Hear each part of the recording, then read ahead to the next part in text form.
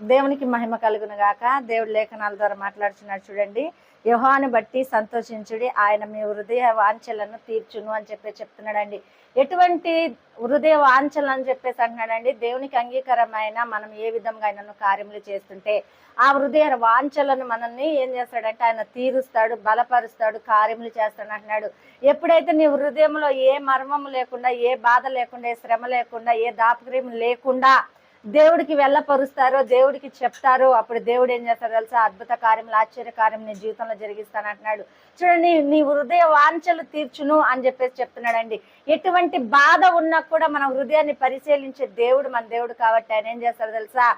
మన హృదయంలోకి ఆయన వచ్చి ఆ యొక్క సమస్యల నుండి మనల్ని తీరుస్తానంటున్నాడండి. ఎప్పుడైతే మన హృదయం అంతా కూడా విరిగి నలిగిన హృదయంతో మనం ఆయనను ఆరాధించి ప్రార్థన చేస్తామో అప్పుడు దేవుడు ఏం చేస్తున్నాడు తెలుసా? మన హృదయ వాంఛలన్నీ కూడా ఆయన తీర్చునని చెప్తున్నాడు.